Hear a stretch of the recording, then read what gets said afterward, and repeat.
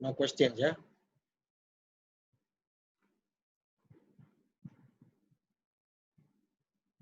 Okay. Now there are about 50 students joining us. Okay, joining the class. Okay, as you can see, yeah. So today I'm going to cover chapter 7. So chapter 7 basically focusing on operation management, okay, for business startup. So when you have already started your business, okay, you may need to plan how to manage your business operation. Okay, for example, okay, let's say you want to open a restaurant. Okay, to open a restaurant requires you to manage the operation, the entire of the restaurants. Okay, daripada kitchens until okay the place for the customers to dine in. Okay, so you have to make sure that okay the plan, the operational plan, the layout, floor layout is maximized, is fully utilized. Okay, that's why it requires us to prepare something, okay, in order to make sure that we can optimize the operations of our business. So at the end of the day, okay, we'll be able to minimize the cost of operation and maximize the profit for the business. Okay, that's the whole idea of operation business operation management. Not necessarily operation business management is important for business startup. Operation management basically is important for all kind of businesses. Okay, all right. But today we are going to focus more on business startup. Okay, it means that a company that is just started to run the business. Okay. So these are the synopsis of chapter 7. So this chapter basically provide you the basic knowledge on how to manage operations of business startup as small businesses. Okay, so this basically covers, for example, input management, processes, and output. So generally, okay, when we talk about operation management, there are three important elements which you should know. Number one is input, number two, process, and the third one is output. Yeah, the input, process, output. Okay, ini basic. Okay, but when we go to the details, of course, it also involve planning of product design, how you choose the locations of your business, okay, and the production capacity, okay, management of the workforce, okay, management of the production schedule, cost, inventory management, quality management, so on and so forth. Actually, there are a lot of aspects that you have to take into consideration when you are managing your operation. So these are the synopsis of this chapter. Okay. So the objective is okay to introduce basic operation management for business startup. Okay, and we are going to discuss product design. When we talk about product design, this is where you have to take into consideration three stages that I mentioned just now. We start with input, and then the process, and the third stage is output. Okay, and then we have to also take into considerations, okay, how to choose the best or the strategic locations for the business, and how to plan for the layout floor layout. It means, for example, let's say if you are managing a factory, producing food, okay, how to place the machine, so that you can actually maximize, okay, the utilizations of your factory. Sebab you bayar rental untuk factory for the entire factory, so you have to fully utilize and maximize the utilizations of your factory floor. That's very important. Okay, kalau you bayar sewa RM1,000 for the factory, but you are utilizing only 80% of the factory, it means that, okay, you underutilize. You bayar 1,000 tapi tak guna 100% of the factory. Rugilah. Okay, as I mentioned earlier. Okay, the objective is to minimize, okay, the cost of operation. So at the end of the day, when you are able to minimize the cost of operation, you can maximize your your profitability. Okay. And then we're also talking about production capacity. For example, factory, for example, some of the factories are running on one shift only. Some factories are running for 2 shift. Ada yang 3 shift pun ada. So this is where, okay, you are needed, and you need to manage the capacity, the productivity of your factory. Okay, kena plan, okay, in order to make sure that, okay, kalau katakan pekerja you 1,000 orang, okay, how to manage this 1,000 factory workers. Okay, itu contohlah ya. Okay. And then we talk about inventory cost. Okay, how to manage your inventory. For example, just now I mentioned about input, process, output. Okay, input concerns about raw materials. Okay, output concerns about final products. Okay, if you are having high inventory cost, for example, kata stok banyak sangat, okay, it means that it can actually increase the cost of inventory, the cost of storing the stock. Stock tu you keep too long. Stock kalau simpan lama sangat, it can cause high cost of operation. For example, simpan stok lama-lama, okay, it can cause damaged good. Damaged good cannot be sold. Okay, so you rugi. That's why you have to balance between how much cost or how many quantity of stock that you need to keep dan berapa banyak you kena jual. Kalau you simpan stok kurang sangat pun is also problematic, because let's say there is an order from the customers, stock tak ada. Okay, every time customer order, stock tak ada. Okay, so one day customer do not want to buy from you anymore because you selalu running out of stock. That's why it's very important that, okay, you balance between your holding stock, okay, and your productivity to ensure that, okay, the cost of operation can be minimized. Because inventory cost ni banyak, I notice based on my experience, okay, especially in fast moving consumer good industry, many Malay entrepreneur, dia banyak buat mistake ya. They keep unnecessary stock too long, so it can cause basically a high stock of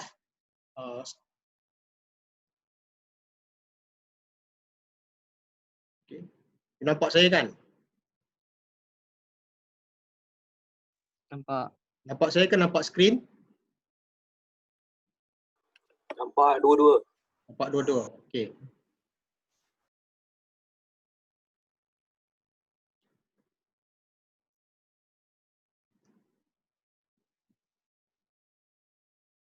Alright.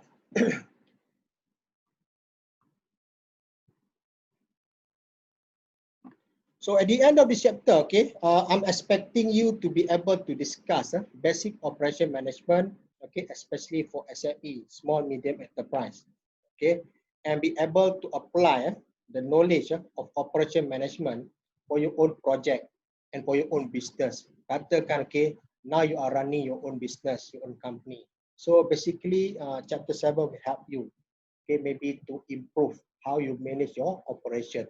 A lot of people, okay, they know how to get customer, but when it comes to managing operations, okay, they have problems. Okay, dia tak tahu macam mana nak manage dia punya staff dekat bahagian productivity. Okay, so it can cause a lot of problem. Okay, because managing people at the production site, okay, ataupun factory is a part for the entire management of the company. Okay, ada orang pandai cari customer, tapi dia tak pandai bahagian operation. That's why some companies dia ada operation manager. Okay, at the same time dia ada marketing manager. So marketing manager, okay, dia punya main responsibility is to get customer, manage customer relationship. Okay, but for operation manager, okay, their job is to manage the operations of the entire company. For example, managing the factory, managing factory workers, managing productivity, the quality, so on and so forth. Katakan company to the ISO, okay, GMP, good managed manufacturing practice, to GMP, to certification. Okay, GMP requires a lot of companies to fulfill a lot of requirements. Okay, katakan if you're running factory, producing food products, it is good if you can actually apply GMP certification. Maybe later on I share you some of information about GMP. It's good actually. It can help you, okay, to to uh, to get the certifications of GMP. Basically give you a lot of advantages in terms of marketing and promoting your products, because GMP is very much related with quality management of the product. And in fact, some of the products like pharmaceutical punya company, food products, supplement tu, okay, may requires you to have GMP certification. Okay, because it's actually a requirement by Kementerian Kesihatan Malaysia. Okay. All right. So these are the list of the topics. So we are going to discuss about location planning. Okay, very important. Nak buka kedai, kena cari location mana yang strategic. Okay, sometimes you may get location which is very strategic, but the cost, rental cost is very expensive. Biasalah, okay, kawasan-kawasan yang ada high density, okay, banyak potential for customers to come, kawasan baru buka, okay, so you want to open your business there, but the rental for the outlets atau premise very high. Okay, yang murah-murah ataupun rental rate which is low, kawasan tak berapa strategi, customer susah nak datang. So sometimes, okay, of course you have to pay, okay, very high rental punya cost, but at the same time you get customer. It's okay. For example, if you want to rent a premise in a shopping mall, okay, premise dalam shopping mall, very expensive. Kadang-kadang yang kecil tu, okay, can cost you around more than 5,000 ringgit every month. So you have to make sure that you get enough sales, okay, at least to cover the cost of paying the rentals of your premise. Itu dalam shopping mall. Tapi of course, shopping mall is a place where people go, people come. Tetapi tengok juga, ada setengah-setengah shopping mall ni pun problem juga. Contohnya, if you compare between IOI Puchong, IOI Mall Puchong and Alamanda Putrajaya. Ni dua ni. Okay.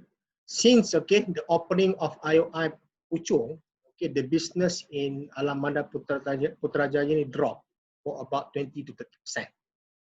Ini the entrepreneurs desk yang beritahu kat saya. Sebab banyak customer sekarang ada shift. Okay, customer yang dulu selalu pergi ke IOI, yang selalu pergi ke Alamanda, dia bertukar pergi IOI Mall. Sebab IOI Mall ni can offer them a lot of facilities, ada banyak lagi pilihan, okay, okay, ada banyak lagi kemudahan facilities, so on and so forth compared to Alamanda. Nanti people mention that, okay, Alamanda Putrajaya ni untuk old school customer, orang tua sikit, government servant.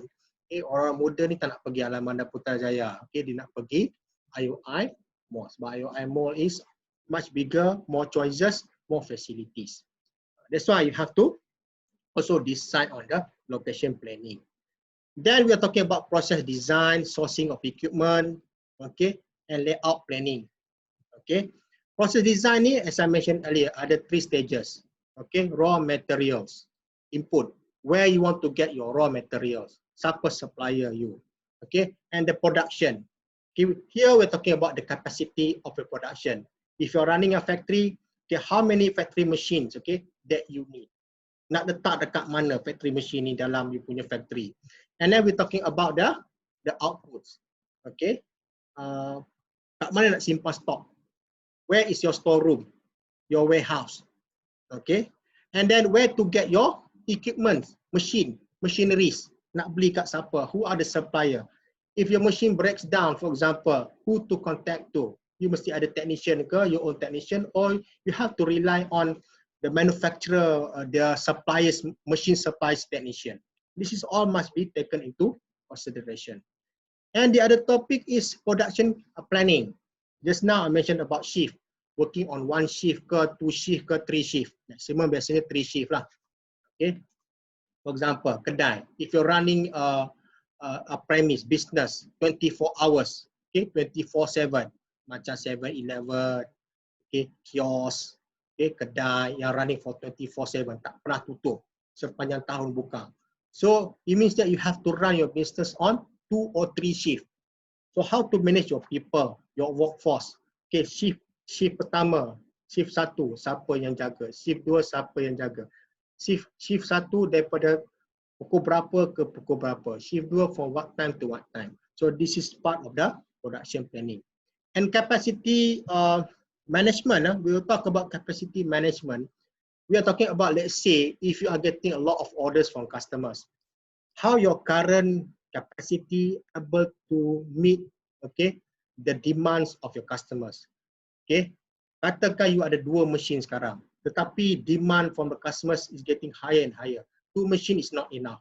But to buy new machines sometimes very expensive. Kadang-kadang ni demand dia fluctuate. Mungkin ada musim-musim tertentu demand ni tiba-tiba je dia naik. Takkan nak beli mesin baru. Kalau beli mesin baru, you have to pay the the installment ke bayaran untuk mesin baru. So maybe you have to outsource.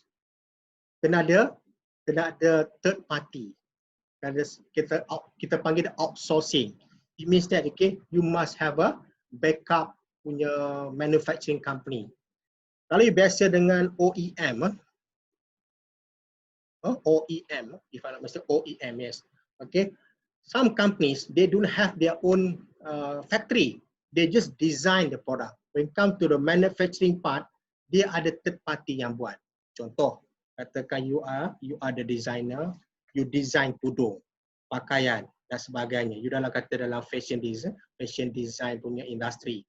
Okay, so your skill, okay, you punya position actually is good in designing, okay, tudung dan baju dan sebagainya, bukan manufacturing. Okay, so if you want to manage operation and so on, you don't have the skill, you don't have people, because your skill is more on the design. So what you can do is you work together with third party. It means a factory. Okay, you bayar factory tu, okay, certain amount of money. Okay, can you produce, okay, this type of tudung, okay, in a large quantity? Okay, I pay you. So you give the design to the factory, and the factory ni the third party. Kilang ni bukan you punya. The third party basically will produce their, okay, the scarf or the tudung for you. So you you have a collaboration with this company. Banyak company buat sekarang macam ni. Okay, because they want to focus. Okay, contohnya company dalam food products, supplement, okay, company dalam fashion, okay, even company besar-besar macam buat komputer, okay, they don't have their own factory. Dia pakai third party. Okay, means the factories are located in China, in Thailand, in Vietnam. Vietnam now is becoming a very popular lah, tempat yang popular untuk buat collaboration. It means that, okay, you have the design here in Malaysia, but your factory is located in Vietnam. Bukan factory you, but third party factory. So you work together with, okay, this company in Vietnam. So they manage the operation. You don't have to think about, factory workers. You don't have to think about, okay, 2 shift ke 3 shift ke, tu tak fikir. You focus on the customer. You focus on getting business only. Benda-benda operations, let them think about it. You just need to pay them. That's why a lot of people are doing this. Because if you are trying to manage both aspect of the business, operation pun nak jaga, customer pun nak jaga. If you have people, if you have the expertise, ada specialists, okay, enough number of workers, is okay. Maybe you are good in operation, you focus in operation. Okay, when it comes to customer relationship management, you give to other people to handle it. Tapi if you are alone, ini pun you nak jaga, yang itu pun you nak jaga, pensan lah kan. It's gonna be very, very tedious, okay, work for you. Macam mana you can, difficult for you to focus on your business. And then we talk about inventory management. Just now I mentioned about, okay, if you are holding atau keeping your inventory too long, it can cause a lot of problem to you in terms of cost. Because keeping stock too long can cause the stocks damage. Dia akan merosakkan barang. Barang rosak, you cannot sell anymore. You kena tanggung kerugian. Okay, but at the same time, you cannot keep the stock too low. Tak boleh simpan stok ni rendah sangat. I'm talking about the level. Kalau simpan stok rendah sangat, let's say if customers bagi order nak beli barang tapi barang tak ada because you are keeping your stock too low, it can actually cause problem to you. Lama-lama customer pun bosan nak beli barang you, asyik stok tak ada saja. So you have to balance between holding your stocks, at the same time, you must have the minimum order quantity. Kita panggil dalam operation management minimum order quantity, MOQ. Berapa stok yang minimum yang mesti ada dalam warehouse. Maybe some product dia ada, kita panggil seasonal products. Seasonal products. For example, planta. Planta, during Ramadan time, during raya time or festive season, the demands akan increase. So factory, like Unilever, they know that let's say in the next 2 months, will be a festive season. So they will produce, planta a bit more in terms of quantity so that they can get ready. By the time, let's say about 1 month to 2 weeks before festive season, you will see that there will be a growing demand of planta. But at that particular time, they are ready, with the enough quantity of planta in order to meet the order of the customers.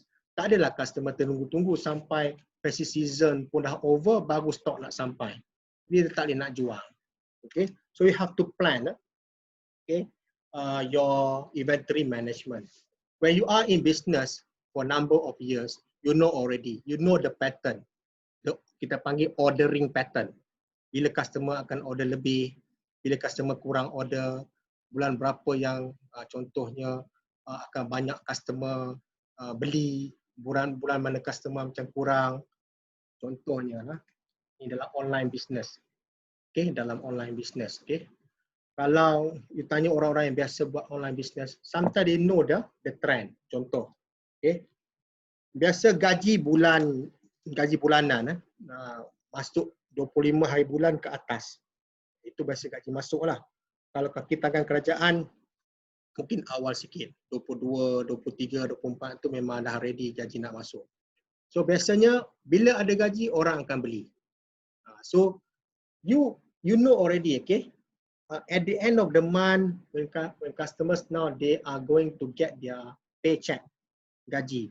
So you have to prepare enough stock, in order to meet the growing demand of customers at that particular week. Contoh dalam satu minggu, hari apa yang customer paling ramai beli? Kalau orang yang biasa dalam online dia tahu, biasanya tengah minggu. Bukan Isnin. Isnin ni maybe because of Monday blues. Tahu Monday blues? Monday blues means people are about to start the week. So dia tak ada semangat sikit lah. Nak beli barang pun kurang semangat. But in the middle of the week, before end of the week, maksudnya Rabu, start Rabu, Khamis, Jumaat, ramai orang akan start membeli barang online. So you know the pattern already. That's why I told you just now, if you are already in the business for a number of years, you should be able to see the trend and the pattern. Kita panggil in marketing buying pattern of the customers. So that it can help you to manage your inventory. Berapa minimum order quantity or stock that you have to keep in the warehouse. So that at all time, at all time you have enough stock to meet the demand of your customer. Itu paling penting. Jangan customer order, you cakap tak ada stock. Customer will feel frustrated. And then the other topics would be quality management. Just now I mentioned about ISO, GMP. There is another quality management is also important that I should share with you, which is halal jakib, so halal certification. Very important, especially for Muslim entrepreneur like us. Kena ada halal certification. In fact, in Malaysia, halal certification ni most of the applicants ataupun certificate or owners belong to non-Muslim entrepreneur. Bukannya orang Islam, tapi non-Muslim entrepreneur and businessman. Because they know the importance of halal certificates in business. I remember, my students before, from Saudi, asked me questions. Why in Malaysia everything must have Halal Jakim certification. So I have to explain to him that, okay, Halal Jakim certification is a worldwide regulations of, this is a worldwide regulations for halal certification. It means, okay, other countries, okay, wants to learn from us, okay, in terms of managing the, okay, halal certification and the process. Negara luar tak ada. Memang ada dia punya halal, tetapi they are learning from us. Okay. Sebab tu orang yang kerja kat JAKIM ni, they have to travel a lot. Sometimes they have to go to other countries, okay, to share their experience and knowledge with, okay, with those countries. For example, Jepun. Okay. Ni sebab musim COVID ni, Jepun tak boleh buat Olimpik. Okay. Sepatutnya ada Olimpik Jepun di Jepun tahun ini. Okay. You know that, okay, Japan, okay, because they know that, okay, they are going to have Olympic Games, where there are a lot of peoples, okay, athletes coming from all over the world. Ada yang Muslim, ada yang non-Muslim. So they are very concerned about, okay, these athletes, especially in terms of food. Okay, contoh, okay, dia tahu, okay, banyak atlet ni beragama Islam. So atlet yang beragama Islam ni concerned about halal food. So they are inviting actually, okay, JAKIM official, okay, to their country, to share knowledge about halal certifications, halal food, and so on with the official, government officials yang manage Olympic dekat Jepun. It means they want to learn from us. Itu tak masuk lagi kalau kata cerita pasal slaughtering house, rumah atau pusat penyembelihan, okay, haiwan. Okay. Actually kita banyak daging ni banyak import daripada overseas. For example, if we go to New Zealand, kan New Zealand banyak import daging. Banyak export daging. So they know that, okay, some of their customers actually are customers coming from Muslim countries. So they learn from us how to ensure, okay, when they slaughter the animal, it is according to the Sharia law. Okay, most of the requirement actually are being actually advised by JAKIM official, by JAKIM. So it means JAKIM is a worldwide recognition. Okay, and then we are talking about operational cost and product costing. Earlier on, I mentioned, okay, if you are able to manage your operations, okay, efficiently, effectively, it can actually help you to manage your operational cost. For example, katakan kilang you, okay, really need about 100 workers only. Okay, 100 workers only. But if you are now having 150 workers, means you are overstaffed. Staff tu lebih daripada capacity that you need. So tak betul, you have to balance between this. Okay, kalau katakan staff kurang, okay, but okay, the demand or the capacity actually increase. Okay, it means, okay, staff now is understaffed. Pun tak boleh juga, sebab nanti pekerja you bekerja lebih. Memang you can pay them, but people need rest as well, right? Kalau you suruh dia kerja tanpa cuti, for example, satu hari dia lari, dia kata you ni bayar gaji tapi kerja tak ada cuti, because people need rest. So you have to balance between these two. Okay, and then we're talking about product costing. Okay, product costing. Because operational cost actually is a part of the product costing. Contoh bila you buy raw materials. Okay, so the cost of raw material is a part of the product costing. I think I have shared with you how to calculate the product costing before when we are learning about financial management. Okay, very important, yeah. Okay. So as an introduction, so operation management can be defined, okay, as the management of resources, okay, input, okay, organizing and designing the transformation process. I mean, we are talking about the processes, okay, and the final result, which is output. Okay, so the objective is, okay, to achieve the quality requirements of the company, the customer, okay, the time, safety of the products, so on and so forth. So that at the end of the day, okay, we are able to minimize the cost of operation and maximize the profitability of the company. Okay, that's the whole idea. Okay. Maybe you are familiar with ISO, maybe you are familiar with total quality management. Ini semua bahasa-bahasa dalam operation management ya. Okay, as you can see there, ni basic dia. Input, process, output. Okay, these are three important stages in any operation management.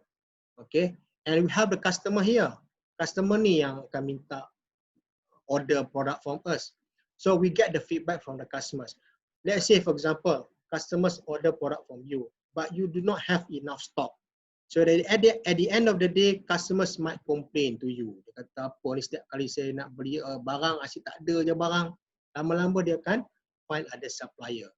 So the environment here, actually we are talking about business environment. Your competitor, your supplier, I'm talking about raw material supplier. These are part of the environment here. It will influence your production management as well. For example, KFC, Kentucky Fried Chicken restaurant tu. What is the main raw materials of Kentucky Fried Chicken? Chicken. Okay, so they need chicken. Okay, kalau tak ada ayam masuk, dia tak ada business.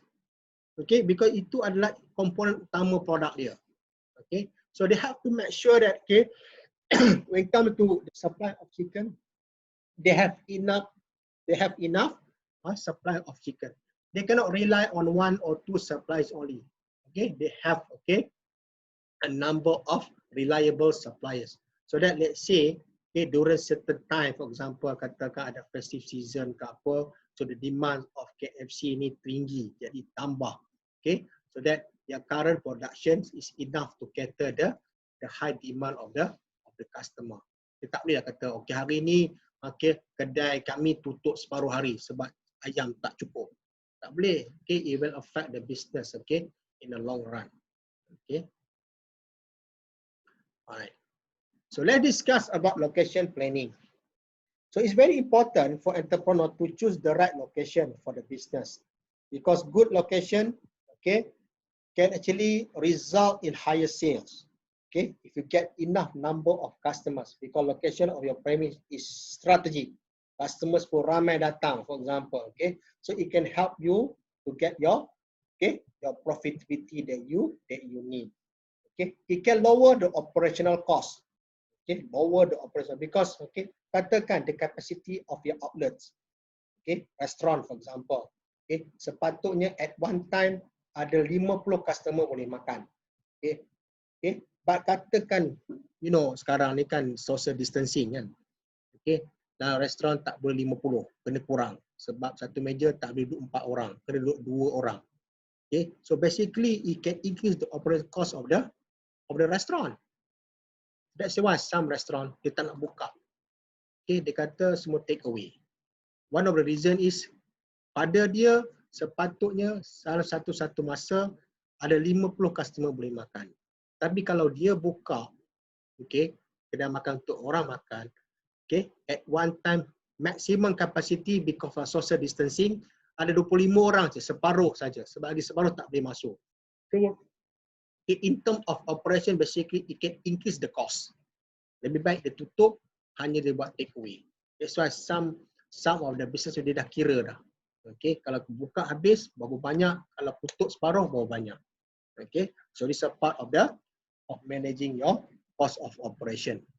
Okay, so in general, the choice of location will depends on a number of factors. Okay, number one, it must be close to customer. Location too close to customer. Some of the location memang a bit far away from customers, but customers can easily access to the premise. Contoh, kan ada setengah shopping mall ni jauh daripada customer. Dia jauh sikit daripada kawasan-kawasan yang high density or high populated area. But the accessibility is there. It means that customers can access to the area very easily because of the transportation facilities provided by the government. Contohnya, kawasan Bukit Bintang dekat KL. Itu high density area. Okay, in terms of cost of the premise, rental cost, very expensive. Okay, but people still want to rent that places because the accessibility to the area is very easy. Okay, sebab ada banyak transportation facility. For example, monorail ada, LRT ada, taxi lagi, bus, so on and so forth. Okay, and the area is very famous among turis. Tapi tak tahulah lepas MCO ni ada lagi ke tak, okay, orang datang ke area Bukit Bintang. Tapi I think things gonna be improving, ya. Alright, that's why, okay, macam shopping mall, okay, shopping mall. The location of shopping mall is very important because the one that do the promotion, okay, promoting people to come to the shopping mall is the management of the mall. Okay, so when people come to and visit the shopping mall, so maybe dia akan singgah, okay, dia akan drop by, dia akan stop by, okay, at your premise, ya. Okay. And then the other factors is we are talking about high number of potential customers and high population growth. Certain area ni dia memang ada high density of population, memang ramai orang. Contohnya Nilai. Ni dekat Usim tu kan Nilai. Okay, you might be wondering kenapa Aeon buka dekat Nilai. Okay, if you look around you dekat Nilai, okay, you will see a lot of new housing areas are being opened.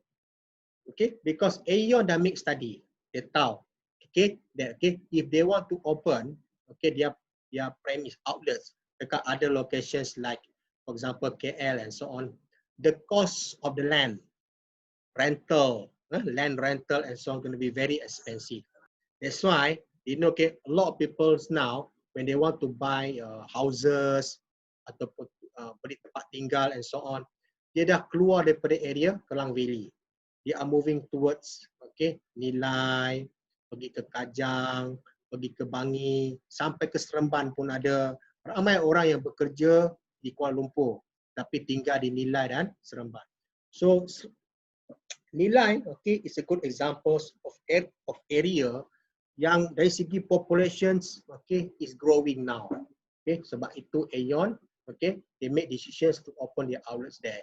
Nampak sebab tu makin lama makin ramai orang pindah ke kawasan Nilai, sebab kawasan itu can be considered as a quite strategic locations, okay, for you to buy a house, beli property, ya, sebab taklah jauh daripada KL dan taklah jauh daripada Seremban. Dia macam area in the middle of Klang Valley and southern parts of Malaysia, di Seremban dan ke bawah. So very strategic. Okay. So siapa yang ada duit tu boleh beli property dekat Nilai, ya. Okay. And then the other factor is it should be close to raw materials. Okay. Katakan you running a restaurant, dekat tak dengan pasar nak beli barang. Okay. Kalau jauh, it can increase the cost of transportation, cost of delivery. Okay. Okay. You mungkin dekat dengan customer, tapi jauh daripada supplier. Okay. Alright. So you may mungkin dekat dengan supplier, tapi jauh daripada customer. So you have to make sure, okay, you can get both. Means dekat dengan supplier dan dekat juga dengan customer. But sometimes to get, okay, to fulfill two aspects at the same time, means that, okay, the locations of your premise dekat dengan customer dan juga dekat dengan supplier ni kadang-kadang very difficult because you have to also consider the cost. Mungkin cost mahal, okay, but let's say if you can actually save the cost of transportation, okay, and get more customers, so maybe, okay, you are willing to pay for high rentals or high cost of renting that particular premise. Tak apa, biar mahal, tetapi cost of operation is low because of what we call it, the locations of you punya supplier dekat, so you can reduce the cost of transportation. At the same time, okay, you can get easily more customers because, okay, that premise is located in high density or high populated area. Okay, and then we're talking about availability of good infrastructure and facilities. Okay, just now I mentioned about running your business in a shopping mall. Dalam shopping malls, okay, in terms of infrastructure, facilities will be provided by the mall punya management punya office. Dia akan provide the toilet untuk customer, surau, parking space, okay, and other facilities. Not your responsibility. Tapi you have to pay a very high rental cost, 5,000, 8,000, 10,000 setiap bulan. Okay, for renting the premise. Okay, that's a good thing about running your business in a shopping mall. Okay, because in Malaysia the trend is still there. Customers atau orang still nak pergi ke shopping mall untuk spend their times over the weekend. Kalau kat negara lain, contohnya dekat negara macam US and so on, dah makin kurang. That's why some of the shopping mall in the US, for example, kena jual. Dia jual dekat company lain, dia orang buat store. Okay, sebab people's there, okay, dia tak mau pergi shopping mall anymore.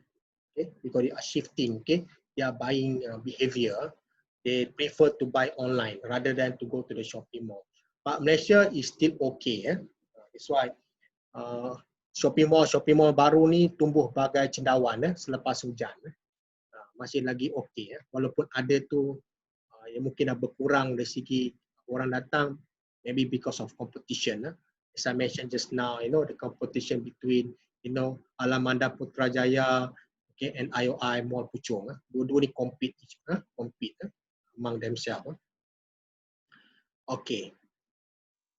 And then availability of manpower. Okay, how easy you can actually get people to work for you in that particular area. Boleh dapat pekerja tak?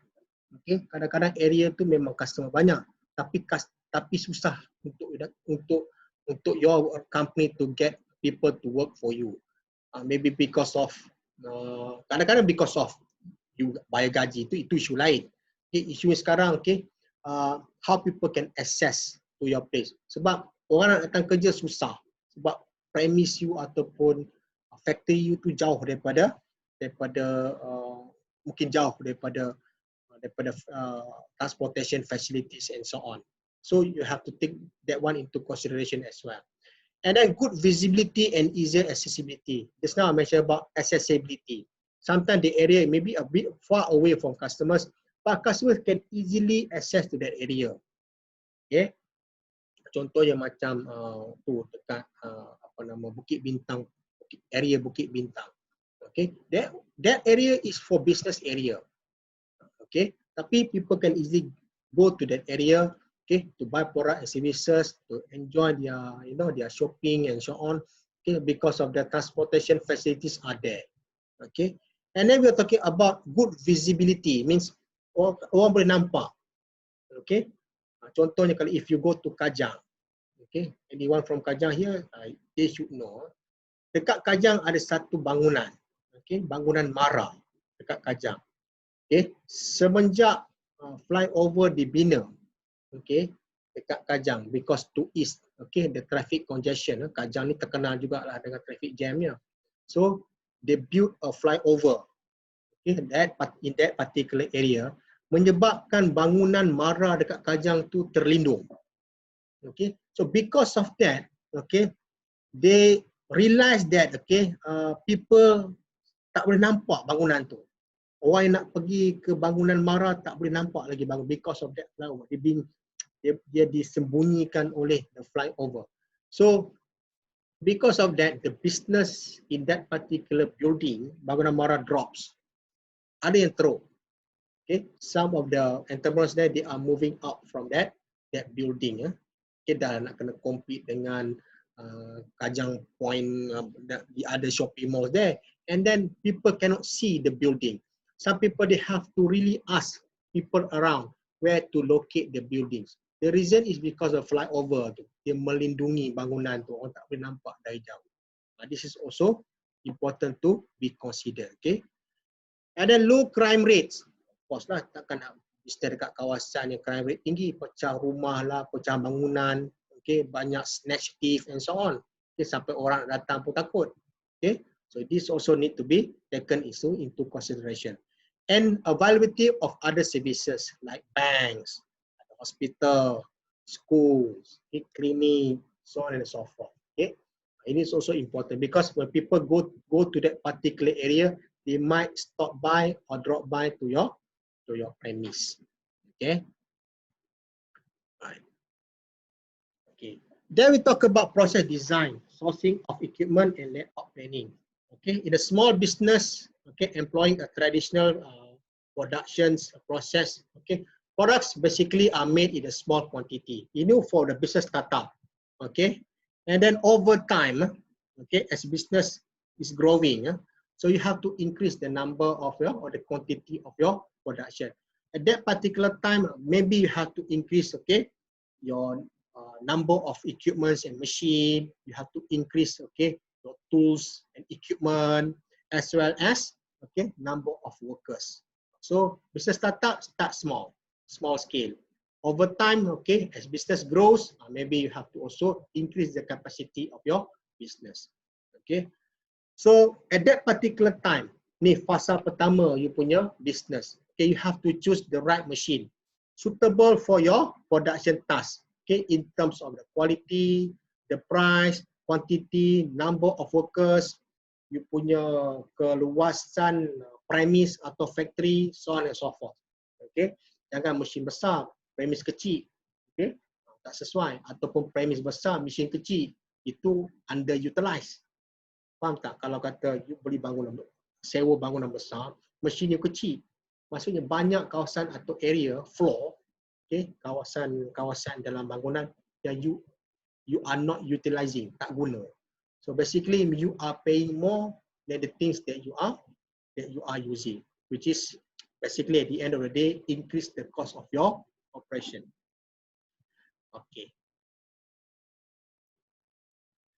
Alright, so the layout, planning, and the positioning of the machine must be designed to achieve efficient process flow. This safe operation, effective and convenient process control. Dalam factory, just imagine dalam factory, okay, you have to decide, plan and decide where to place your machine. Okay, katakan you ada 5 mesin. Okay, so mesin ni semua interconnected. Okay, contohnya dalam printing company, dia ada cutting machine, dia ada printing machine, dia ada binding machine, mesin potong, mesin print dan mesin yang bind. Contohnya buku, dia ada bind dia. Okay, so where to place this machine? Side by side ke? Different rooms ke? Okay, so you have to also manage this as well. You kena plan this, your what we call it factory floor punya plan, kena ada in order to make sure, okay, the process of the production runs smoothly. Okay, kalau kan mesin kat tempat jauh, contohnya, it can actually cause a lot of problems to your operation management. Contoh macam ni Okay, ni food factory layout plan. Okay, alright, you can see here dia ada chilling room. Okay, ni there's a machine, dia ada washing machine, punching machine, dia ada cooling machine, sampai production semua dekat sini. Okay, hujung ni cold room. So disusun ni all the machine here and disusun the rooms, tempat untuk staff, okay, so on and so forth. Okay, so when you have this, it means that you are fully utilizing, okay, you punya premise atau factory. Okay, tak adalah macam ada area-area yang kosong tak digunakan. You bayar kata 10,000 ringgit for the factory or the premise, tapi you guna only 80% of the premise, which is you are paying more. Dekat sini, as you can see the factory layout plan, it means that, okay, this factory is fully utilizing the premise. Okay, ini dalam bentuk gambar. Ini kalau printing company, ini printing machine, dia punya printing machine, offset machine. Sini tempat simpan kertas. Ini dia punya cutting machine. Kenapa cutting machine kat sini? Senang nak potong kertas supaya masuk dalam machine. So the way you arrange, place the machines are very important to maximize the capacity of your factory. Okay, that's the whole idea of operation management. Okay, and you kena ada ni, the process design. I know that you are running your business now, food business, for example, you ada dia punya stages. Stage 1 buat apa, stage 2 buat apa, stage 3 buat apa, finally katakan packaging. So all run in stages, step by step. So we have to have this, what we call it a process design, kena ada.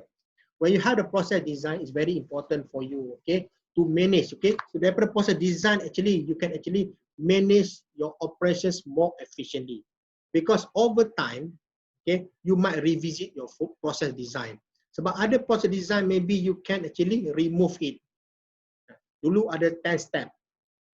Okay, bila you beli satu mesin baru, okay, actually you reduce the step daripada 10 step hingga 8 step because of this new machine. It means that it can actually help you to run your operation ataupun productions more efficiently. Sebab kalau 8 step, okay, in terms of cost is lower than 8 step. That's the whole idea. Okay, kalau you apply for ISO certification and so on, dia nak tengok the process design. Okay, normally, okay, this authority yang bagi you ISO certification, okay, they want to see the process step. Step 1 apa 2, step 2 apa, step 3 apa. They want to see this. Okay, dalam graphical punya diagram. Okay, so they will see, okay, how you can improve the whole process. Kena ada ni kalau you nak apply certification. In fact, if you want to apply for halal certification, pun dia nak tengok ni. They want to see this process design. Okay, very important. Okay, business kecil biasa dia tak ada. The process design ni dalam kepala dia je. But when you want to run your business more professionally, you nak ada GMP certification, you nak ada halal certification. Kenapa orang nak ada GMP certification, halal certification, ISO, so on and so on? Kenapa? Because they want to go abroad. They want to export dia punya produk. They want to get more customer, more markets. Contoh, kalau produk you ada halal certification, ada GMP and so on, okay, you may be able to enter other countries, because some countries they may require you to have this certification. Contoh, you jual barang-barang berkaitan dengan contoh berkaitan dengan ubat-ubatan, pharmaceutical company. They make it as a mandatory, compulsory for you to have this certification. Tak ada certification, tak boleh masuk. Okay, so in order to get this certification, for example like GMP ke halal ke ISO and so on, salah satu perkara that you have to take into consideration and prepare is ni, process design. Kena ada. Okay, kalau tak ada, you cannot, because this is one of the documentation punya requirement, okay, by the authority. Okay, so far any question? Masih laju sangat ni. Okay. Alright, so entrepreneur must design adequate production facilities, okay, to produce outputs that fulfill sales forecast. Sometimes, okay, as a business startup, business baru, you kena forecast sale. Forecast, you kena predict sale ni bulan berapa, sale bulan depan berapa, sebab you are new in the business. Okay, just now I mentioned that if you are in the business for a number of years, you dah tahu the pattern. Okay, you dah tahu, you boleh agak-agak and you can actually forecast it right, forecast it correctly. Sebab you tahu bulan berapa yang, bulan bila yang order akan naik, bulan apa atau minggu apa yang demand ataupun order akan kurang sikit. You dah boleh baca, so that you can actually see this pattern and then you can use these patterns, okay, to manage your operations well. Tak adalah bulan tu you terlebih production, you tengok demand customers low, nanti you punya holding inventory tinggi. Okay, maksud saya, okay, katakan bulan depan, it's because you don't have the pattern, you don't have the record, you cannot see the pattern set. Okay, you increase ataupun you produce your output as usual. Okay, tapi biasanya bulan tersebut memang customer punya demand rendah sikit. Okay, so kalau kata you produce banyak ini tapi customer punya demand rendah, it means that your holding cost, inventory cost will be high. Sebab ada stok terlebih you tak boleh jual. So you have to keep the stock in the storeroom. When you keep your stock in the storeroom for a longer period, it can cause damage to your stock. When it can cause damage to your stock, so at the end of the day, you punya cost of operation akan tinggi. That's why, okay, managing production, customers punya demand and so on, semua comes all equally important dalam kita punya operation management. Okay, ini cerita lah pasal automatic, semi-automatic, manual production system. This is a part and parcel of capacity management. maybe certain situation, okay, business startup, okay, dia tak boleh beli machine yang fully automatic. Because fully automatic machines can be very costly, mahal sangat. So they are using semi-automatic or manual production system, which is maybe the cost is cheaper. Okay, but as time goes by, business is growing, for example, you cannot rely on your existing machines anymore. Maybe you have to switch. Okay, you're gonna shift to a fully automatic machine. Fully automatic machine basically can help you in terms of managing the quality of your output. Sebab semua fully automatic daripada machine. Kalau guna manual system, people make mistake. So maybe you have difficulties to manage, okay, the quantity, okay, to standardize the quantity of your product. That's why, okay, again, if you are looking for bigger markets, okay, contohnya you pergi, you nak jual produk you overseas, for example, you have to make sure that, okay, the quality of your product can be standardized. They follow the certification. Otherwise, you will not get the certification, the requirements. Okay, then we are talking about inventory management. I have already explained to you about inventory management just now. Okay, now because adequate inventory helps you enterprise to meet the market demands. Okay, because kalau you punya inventory is not enough, okay, it may cause disruption to the operation. Customers order, okay, stock tak ada, stock tak cukup. Okay, customer to have to wait a longer time to get the stock. Lama-lama customers feel frustrated, and if they know that there are other options, okay, other alternative or other suppliers that can actually fulfill their requirements, they may switch. Okay, customers akan berubah angin. Dia akan beli produk from your competitor. That's why inventory management is very important. Tapi kalau simpan stok lama sangat atau too much stocks that you hold also can cause issue, operational issue to your business. So you have to balance between this. So susah nak cerita macam nak balance between this. Basically kalau siapa yang ada pengalaman business for a number of years, they know already, okay, because they can see the pattern. Because pattern from the customers help them, okay, to do sales forecast and to also manage their capacity, okay, or inventory management. Okay. Okay, this one should I explain about too much inventory will increase holding or storage costs. Okay, so general rule of thumb is inventory for fast moving items should be adequately stocked. Fast moving item. Talk about fast moving consumer good industry, kedai runcit. Okay, you might notice that, okay, some of the retailers, grocery shop, okay, contohnya dia jual sabun, okay, dia akan jual sabun pelbagai brand, okay, ada brand A, brand B, brand C, brand D, okay, so different brands ni dia ada dia punya different inventory or inventory level, okay. Brand yang biasa customer beli, contohnya Breeze, ini brand antara yang popular. So you should have this brand more than the other brand yang mungkin orang kurang beli, because yang fast moving brand, okay, should be always be there in your store. Sebab itu yang customer selalu beli. Yang kurang tu sama ada you tak payah simpan langsung ataupun you kurangkan simpan ataupun keep in your store. Because, okay, kalau you simpan stok lebih daripada yang what we call it fast moving item, okay, basically it can actually increase the inventory cost of your business, because the space in your store, for example, should be fully utilized, okay, then should be able to cater fast moving items, bukan stok-stok yang lambat nak jual. Kalau you simpan stok-stok yang lambat nak jual tu lama sangat dalam store, okay, jadi akhirnya nanti stok tu rosak, you tak boleh jual dan dimakan space, okay, dekat shelf kedai you. Okay, that's why you have to manage this, okay, what we call it efficiently as well. Okay.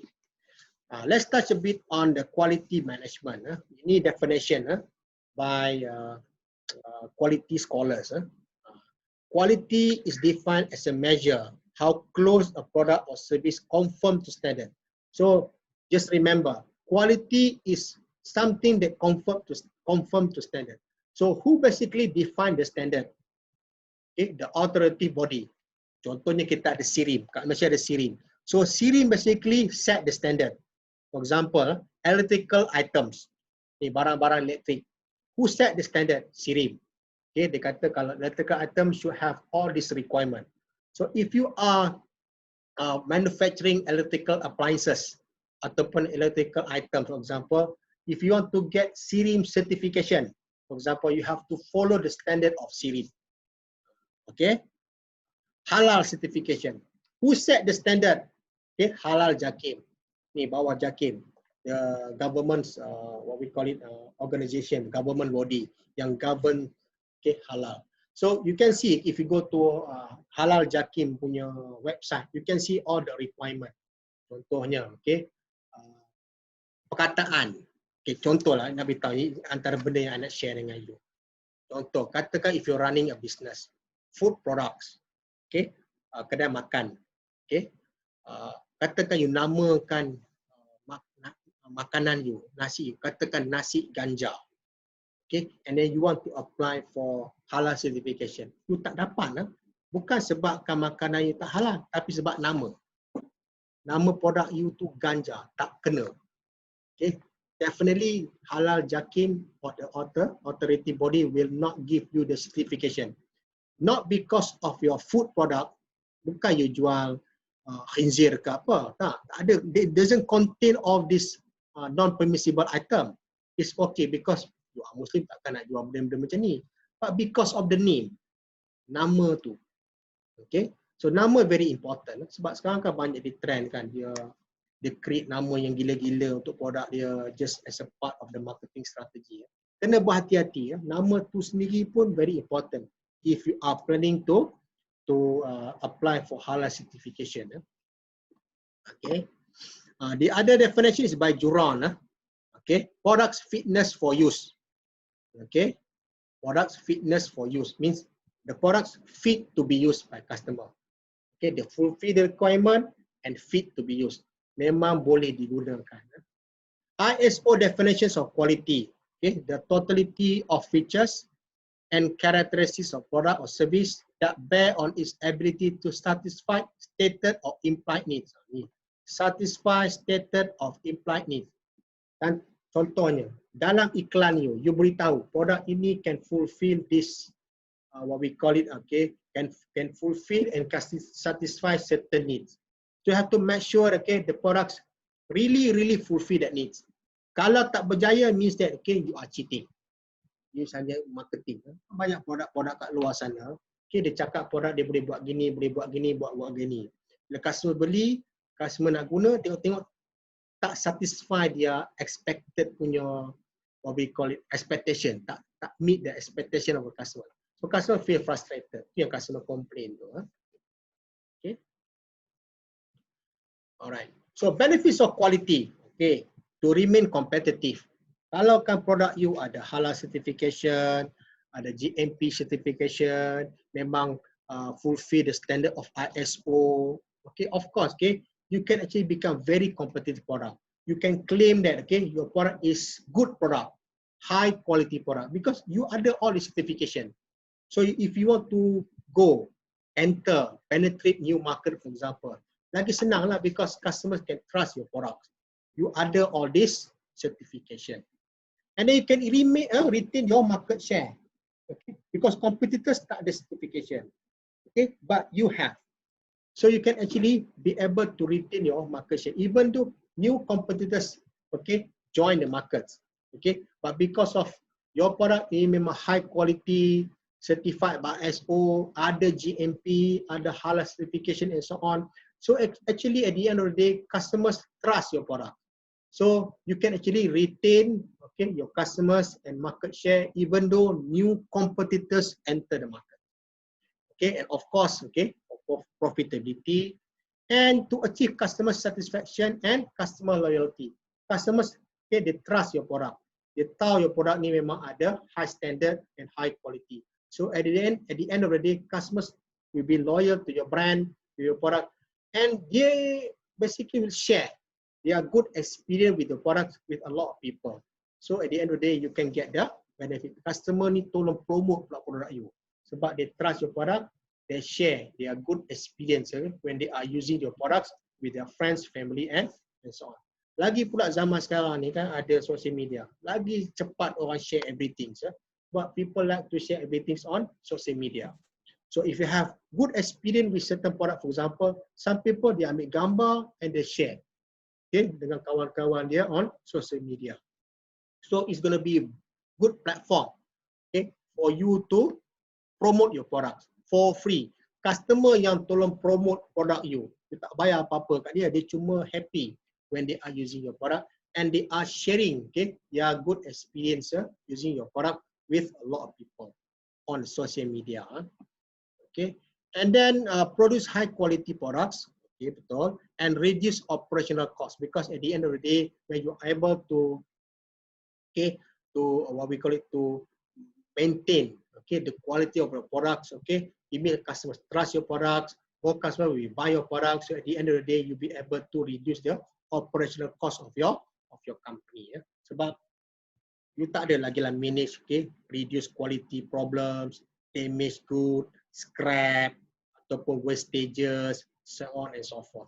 Because you are able to manage, okay, your productions ataupun operations, okay, effectively and efficiently. Yeah. Okay. Alright. Now let's compare between product quality dimension and service quality dimension. Okay.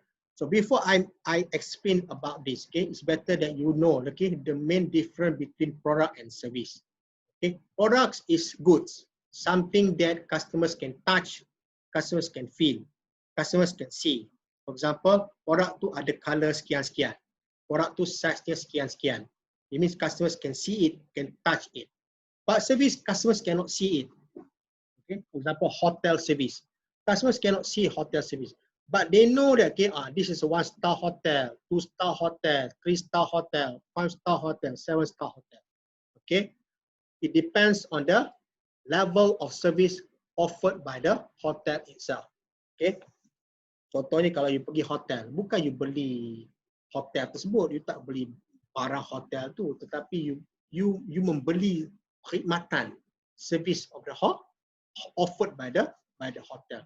So we talk about the differences between, you know, products and services in terms of managing the quality. Okay, bear in mind. Okay. Bear in mind. Masa saya cover, okay, chapter on marketing, okay, I mentioned about 4 P's. Okay, products, okay, price, promotions, okay, product, price, promotions, and satu lagi product, price, promotion. Satu lagi apa? Anyone can help me? Product, price, promotion. Okay, Shakira. Product, price, promotion. Satu lagi apa? Hello? Place. Place. Product, price, promotions, and place or distribution. Okay. But for service, there are 7 P's. Okay. We have products, okay, place, promotion, okay, people, okay. We have also physical evidence, okay, and then we have also place, promotion, okay. We have people, we have process. So I repeat, for service we have products, we have pricing, we have place, promotion, people, process, and physical evidence. Contoh kedai makan, okay, kedai makan. Kedai makan is a combination of service and product. Dia jual makanan. Makanan is a physical goods. Okay, so we have the product itself, which is the food, and the price of the food. We have the promotion. Macam mana contohnya dia buat promotion, dia buat promo, nak jual makanan dia. And then we are talking about the people. People means the staff. How the staff serve the customer. Okay, and then the process, how they prepare the food, also very important. Okay, and physical evidence. Okay, physical environment. Okay, the situations, okay, in the premise, dalam kedai makan. Okay, you might notice that, okay, some of the restaurants, okay, Makanan biasa-biasa, tapi the physical environment is fantastic. Contohnya ada kedai makan ni, okay, dia promote customer to eat together with cats. Okay, you makan kedai tu banyak kucing. Semua orang kan suka kucing. So dia suka makan, okay, enjoy the coffee and cakes dalam kafe yang penuh dengan kucing. Okay. Ada kedai makan, okay, dia letak dalam kafe dia tu, okay, atau restoran tu basikal. Dia gantung basikal as a decorations of the restaurant. It means, okay, physical evidence of physical environments very important. Another examples, okay, hotels. Okay, as I mentioned earlier, hotel is a service provider. Dia ada 7 P's. Okay, produk dia apa? Okay, hotel service. Price dia apa? Hotel rates. Promotion is the advertisements that they do. Okay, and people means the staff of the hotels, how they serve customers.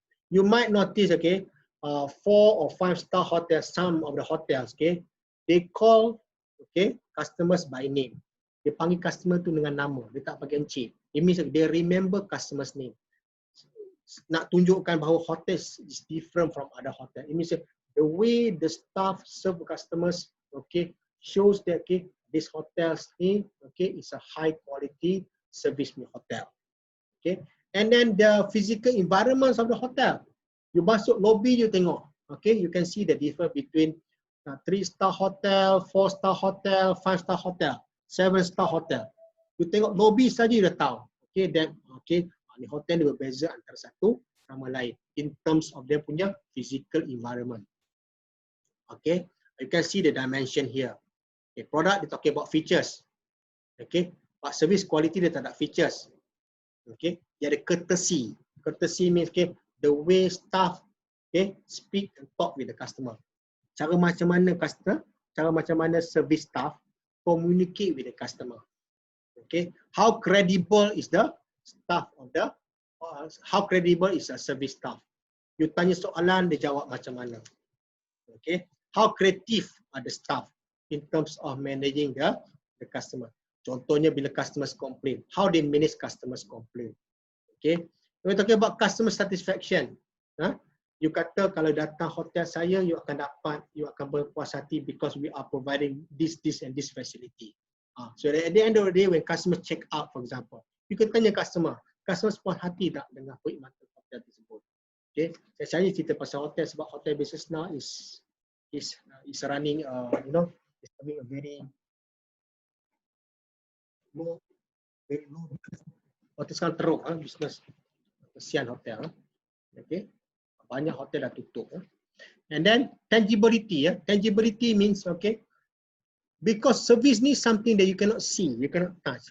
That's why it can create a lot of challenges for service provider in terms of managing the quality.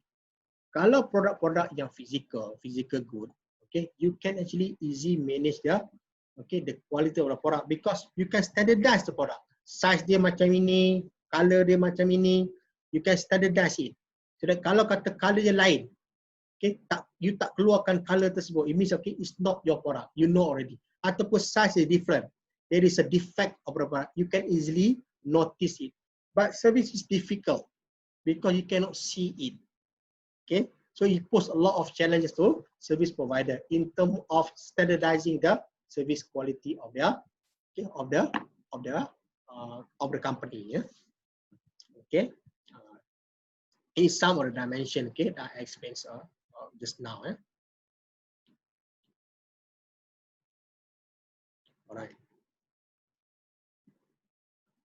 Okay. This is a cost of non-quality. Okay. So entrepreneur must realize that the cost of non-quality is very high. Kalau produk you tak ada quality, okay, the cost can be very high. Damage good, product kena reject, customer feel dissatisfied, customers complain, okay, and poor reputation.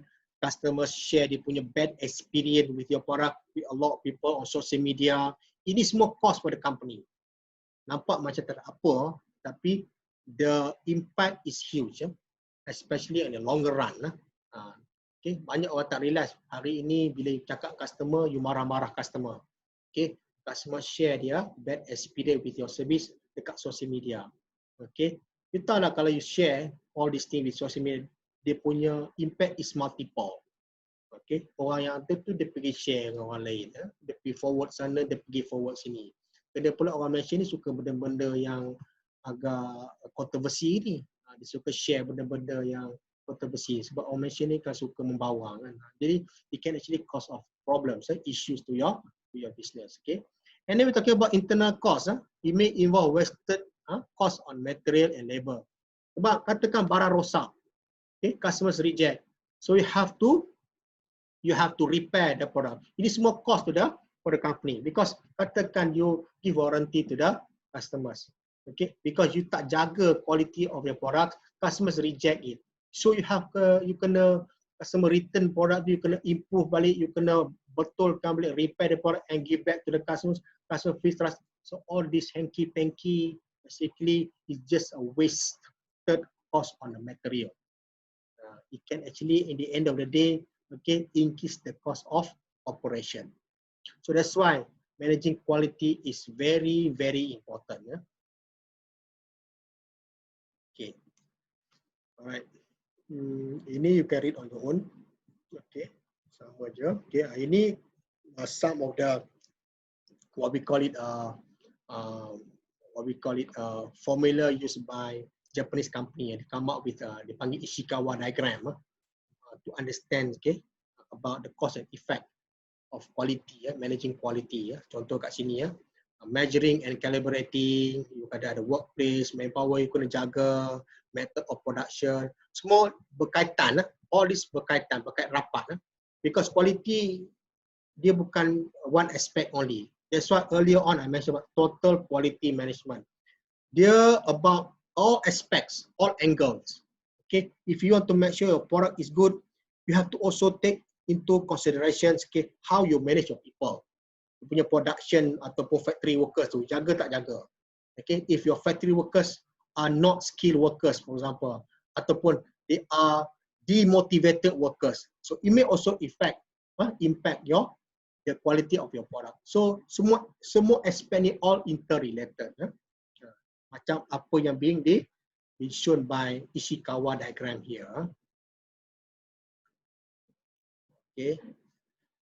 So operation cost I mentioned ini kan include cost of direct materials. Direct materials means, okay, raw materials. Transportations of raw materials. Ini semua direct materials. Direct labor, okay, cost of managing your factory workers, production workers. Okay, overhead cost ni cost, for example, okay, wages, okay, marketing, finance punya staff ni cost where if output of production is zero, you still have to bear the cost. I repeat, overhead cost itu dipanggil cost tetap, okay, fixed cost. Okay, so in other words, if your production or output is zero, you still have to bear your overhead cost. For example, factory rental, your premise rental, ni sewa bulan-bulan, untuk you punya premise ataupun kilang. If your production is zero, no output, no production, no customers at all in that particular month, you still have to bear the cost. So this cost is called, or is also known as overhead cost. Overhead cost ni, okay, in order to manage it well, you have to make sure that you manage your operations or productions as well. Because when your operation is increasing, okay, productivity is increasing, okay, over time, okay, you can actually improve your overhead cost. Okay, dia ada cara you kira macam mana bila you punya katakan quantity of production increase. Okay, kalau you divide dengan overhead cost, okay, you punya overhead cost per unit of production is reduced, getting smaller and smaller. Ini cara nak kira total operational cost. As you can see there, okay, direct cost campur cost of labor plus overhead cost. So you can get cost per unit. Okay, you can tahu lah kalau kata you buat production 100,000 unit of certain item. So you know, okay, how to calculate the cost per unit items of your products. Okay. Right. So before I end the class, okay, I promise to you to share with you about GMP. Okay, you can actually refer to Ministry of Health, okay, website, okay, to know some information about GMP. GMP ni very important, especially for food food company yang produce food products ya, ataupun yang berkaitan dengan produk makanan atau produk suplemen, ubat-ubatan, very important. Okay, so among the benefits of GMP, okay, it can actually help you to get other export certification. Export, kalau kata you export your products overseas, contohnya CJ penjualan bebas. Dalam satu CJ ni, salah satu requirement is you must have GMP. Okay, and then okay, it can also help you to get other certifications in terms of quality like ISO, okay, ataupun halal certification. Okay, kalau you ada GMP, it can also help you to get easily lah, membantu you untuk dapat halal certification. Halal certification very important. Banyak produk-produk yang bagus-bagus daripada usahawan-usahawan Islam, Muslim, Bumi Putra, tapi the issue is they do not have halal certification. So because they do not have halal certification, so they cannot go far. Dia setakat local market only. Dia nak pergi luar overseas susah sebab banyak tempat-tempat dia nak juga benda-benda macam ni. Okay, and then it can also help you to fulfill the requirements or the standards of or domestic or overseas punya market. Setengah market overseas ni dia memang require you to have this certification. So among the condition that you must have in order to get GMP, number one, you punya premise must be registered with KKM. You kena register you punya premise dengan Kementerian Kesihatan Malaysia. Okay, and then must have license with a local authority. Ni pihak berkuasa tempatan kena ada kelulusan. Factory haram tak boleh. Okay, and then you must have a registration with SSM. That's why business kampung, okay, produk-produk desa susah dapat GMP because some of the production actually is done at the kitchen. Rumah ni rumah punya dapur, suri rumah. Ini ada produk suri rumah tangga. So dia tak ada proper factory.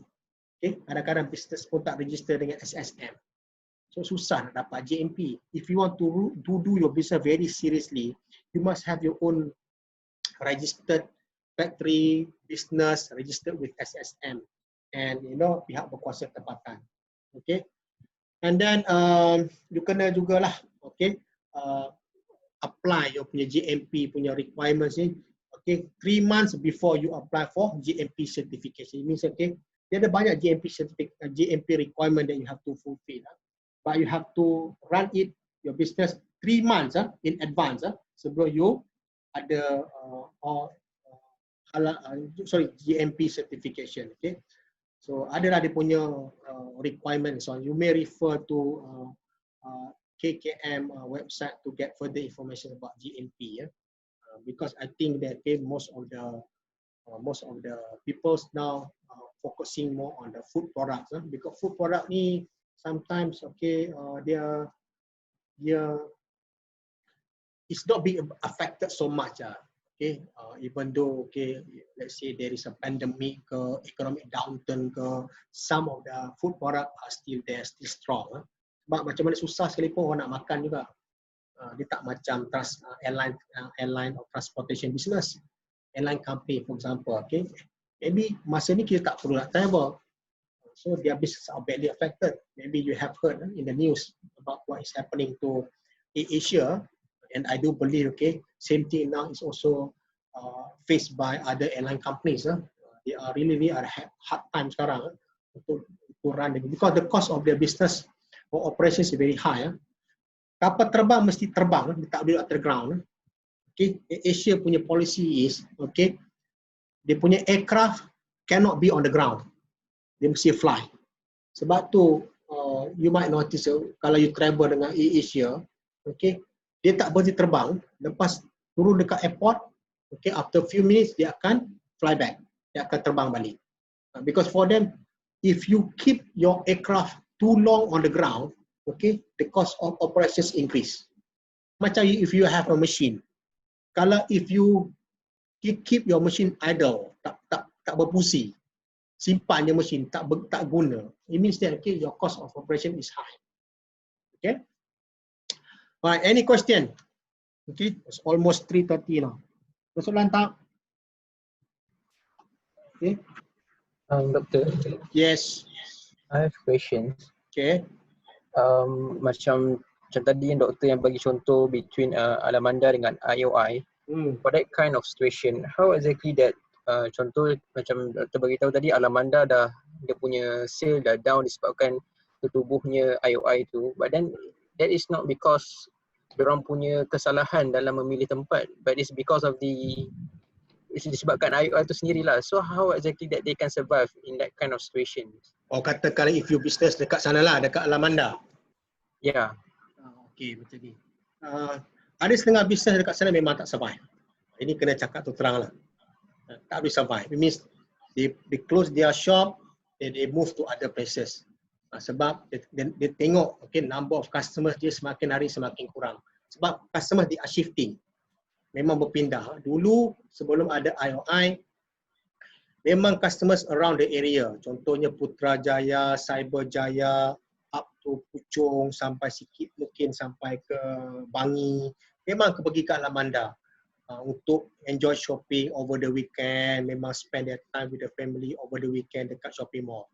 Okay, bila buka je IOI Puchong ni, okay, the problems now is, okay, dekat IOI Puchong ni ada banyak facility. Okay, dia ada ice skating punya tu, ada panggung wayang, banyak lagi premis, kemudahan-kemudahan, okay, dan juga ada banyak lagi what we call it choices, okay, parking pun besar, dan location pun more strategic, lagi dekat dengan highway, dia tak masuk ke dalam macam IOI, macam Alamanda. So if you are there running your business, okay, and you know that okay, you cannot survive anymore, okay, because the one that should be doing the promotion, okay, promoting people to visit Alamanda is the management of Alamanda. Alamanda ni dia kena buat event, something like macam to attract people to come. Contohlah kalau kata dia buat special concert ke, contoh special concert ke, to attract people to come. Kata dia jemput Siti Nurhaliza to promote their products there dekat contohnya dekat Alamanda. So people can come, they go to that places. Bila dia pergi tempat tu, dia mungkin akan singgah kedai you dalam Alamanda tu. Tapi I could see that Alamanda punya management pun tak banyak buat. Mungkin tak tahu sebab apa. Jadi kalau kata business you can still survive sebab kalau saya tetap dekat dengan pejabat kerajaan, katakan you running food premise, food business lah, jual produk berkaitan makanan. Kata dekat food court tu you memang jual makanan nasi campur contohnya. Then maybe you can still survive. Tapi kalau you jual produk yang mahal, contohnya branded item and so on, and number of customers yang datang dekat tempat tu semakin hari semakin kurang. So memang it's not your fault, but you have to decide now whether you want to stay or not. If you stay, okay, tapi customer semakin lama makin kurang, so you have to decide to leave that place. You kena pergi tempat lain. You kena go to and choose other places. Otherwise, it's going to be very difficult for your business. Okay, Syami? Okay, faham. Okay. Ada question? Okay. So ya, saya tanya sendiri dengan orang-orang di Alamanda. Sebab kadang-kadang saya pergi Alamanda ni, kadang-kadang kita bersama-sama dengan kadang-kadang saya tanya kenapa bisnes anak macam kurang, orang tak ramai. Contoh, ada waktu-waktu tertentu sepatutnya ramai orang datang. Ini kita cakap sebelum pandemik, sebelum COVID-19. Contohnya katakan bulan festive season, musim orang nak celebrate something. Ramai orang akan shopping. Okay, orang akan datang ke shopping mall nak beli barang. Tapi saya pergi contohnya, banyak kali dah kadang saya saja pergi sebab because saya pun mengajar pasal marketing, pun kena tahu juga kan. So tengok, time-time yang sepatutnya shopping mall ramai orang, tak ramai orang. Caranya mudah. Bila you masuk dalam bangunan tu, you can easily find parking, masuknya orang kurang. Tapi if you go to IOI mall, okay, kalau you pergi selepas pukul 10, memang susah nak cari parking. Sebab ramai sangat orang. Walaupun parking dia bertingkat-tingkat juga, ada beratus parking dekat sana. Maksudnya memang ramai orang shifting. Okay. Dulu saya bila saya observe this pattern, so okay, bila saya tanya sendiri dengan pekedai, saya tengok ada memang kedai dah yang dulu saya tengok ada dekat Alamanda dah tak ada lagi, dia close their business. So saya rasa memang it's a hard time actually for some of the premises, bukan semua, some of the premises dekat Alamanda to survive. Then bear in mind, baru-baru ni saya baca artikel about MPH, kedai buku MPH tu, yang dia akan tutup kedai dia. They are starting to close down their branches, their store. Sebab dia kata dia punya bisnes makin teruk. Dia ada MPH dekat Alamanda tu, ada satu MPH. Tak tahu boleh survive ke tak survive. Tapi saya selalu pergilah MPH dekat Alamanda tu. Ramai juga orang dalam tu. Tapi tempat lain dia dah start tutup. Itu antara kesan-kesan COVID-19. Bukan sebab orang tak baca buku, sebab orang kita takut nak keluar, be in the crowded area. Sebab kedai buku biasanya dia tempat dia macam crowded sikit dan kecil sikit. So social distancing ni problem jugalah. Last week I went to IOI Mall. After more than 3 months saya tak pergi sebab terpaksa pergi, bukan nak pergi, terpaksa pergi. Nak cari kalkulator untuk anak, tempat tu je yang ada. Okay. So memang ada orang, ramai juga orang walaupun pandemik, tapi surprisingly ramai juga orang dekat IOI Mall. Maksudnya okay, walaupun setiap outlet yang nak masuk you kena beratur, you kena check temperature dan sebagainya, tapi you can see the number of customers are there. Walaupun terpaksa melakukan all this SOP.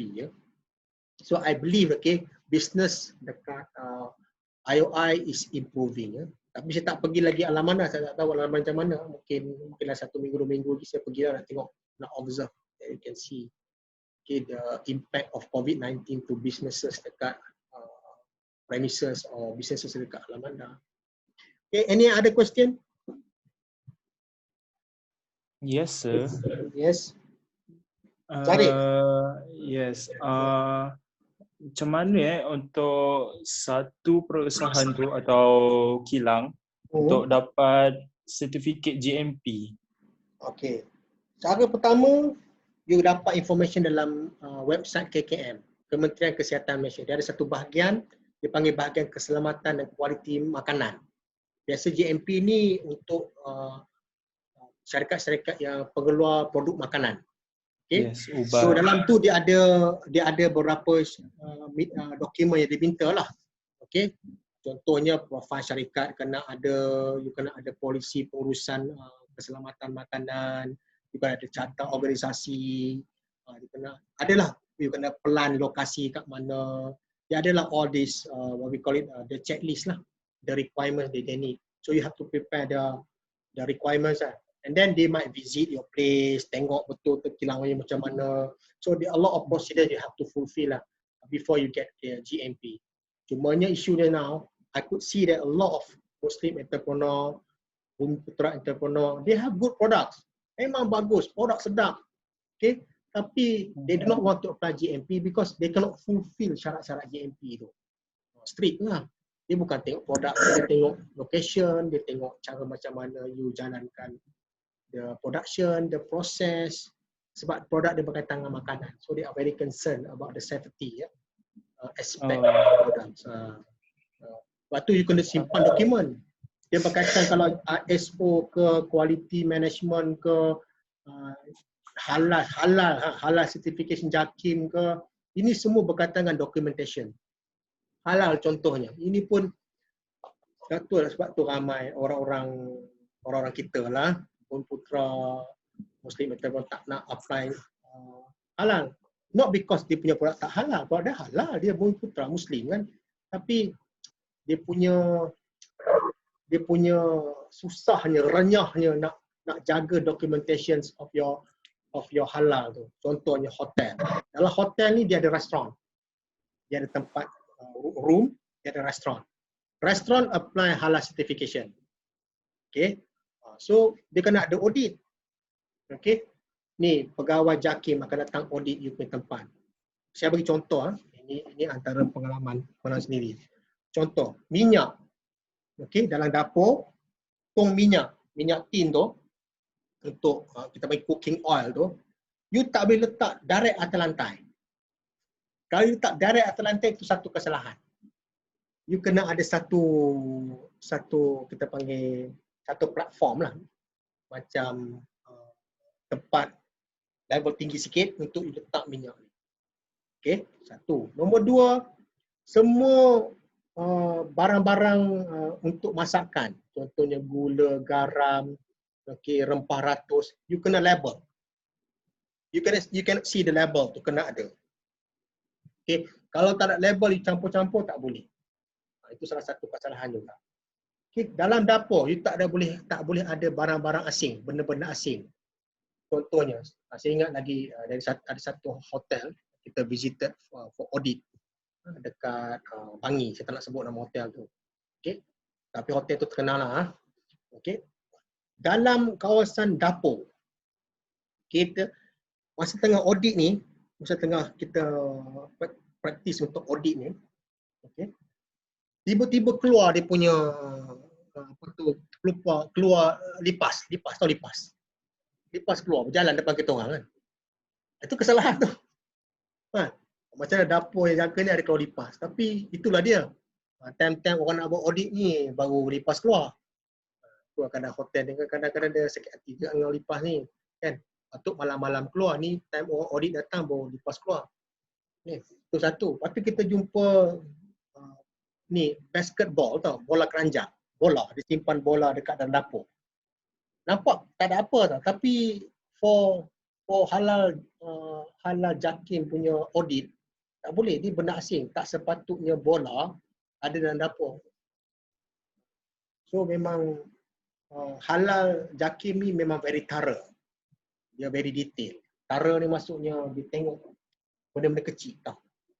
Contoh kat tempat mana you basuh dengan mangkuk, kat tempat mana you prepare the food, the packaging, tempat mana you terima raw materials, contohnya orang-orang yang supply.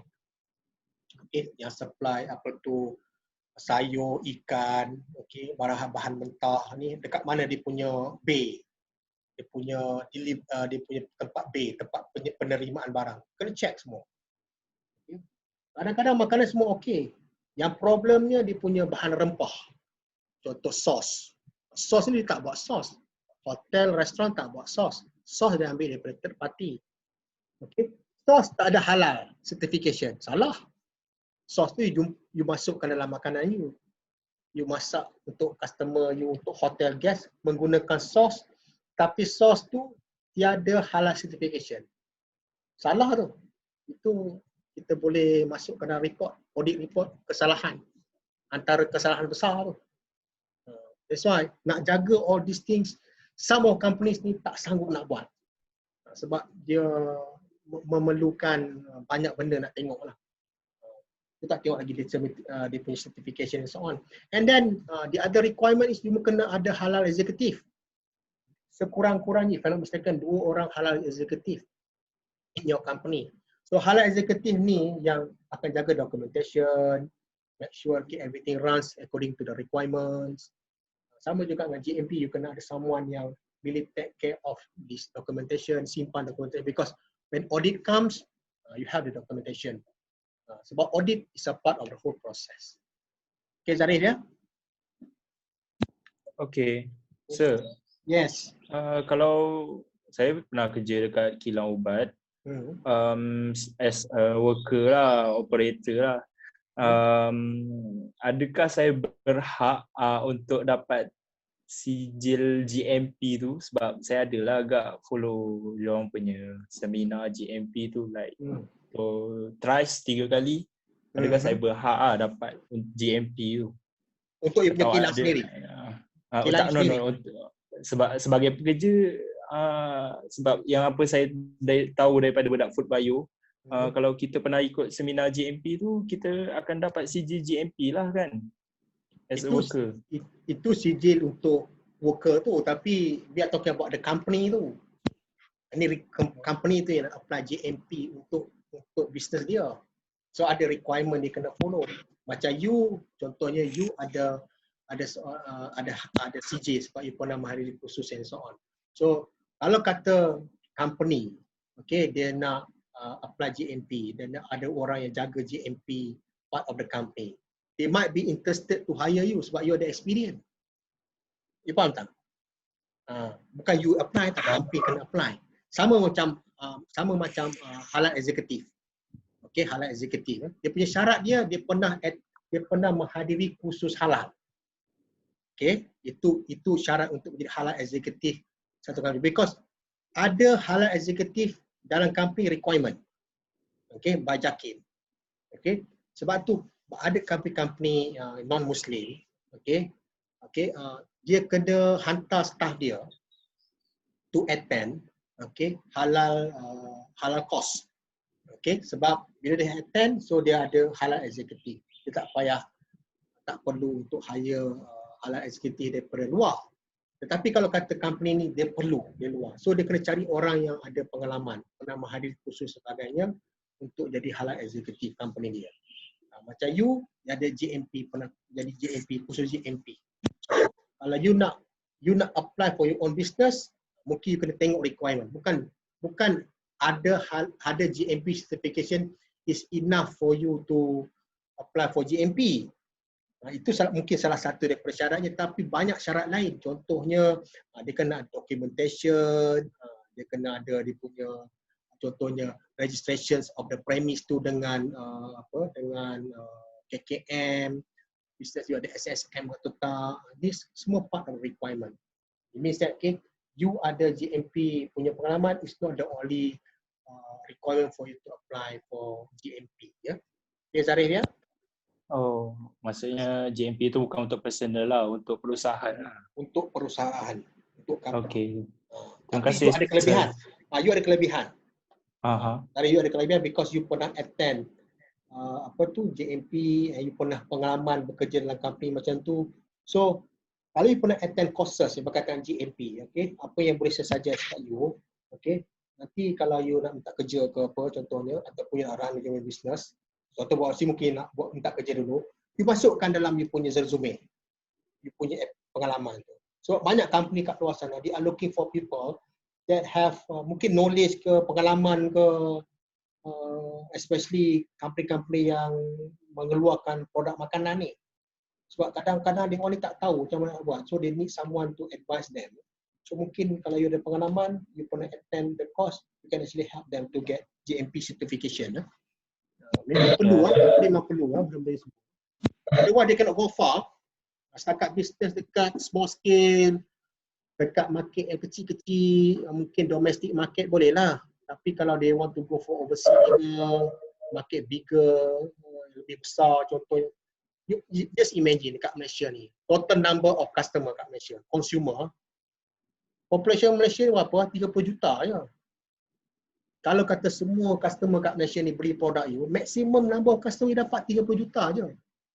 Tapi if you go overseas, contoh you pergi ke negara-negara yang besar, okay, macam China, okay, ataupun macam belah Middle East, Muslim countries tu kan, ataupun you pergi contoh negara-negara yang besar macam Turki. Ini semua concern about all these certifications, quality management and so on. Kalau you tak fulfill the requirements, okay, you start kat domestic market sajalah.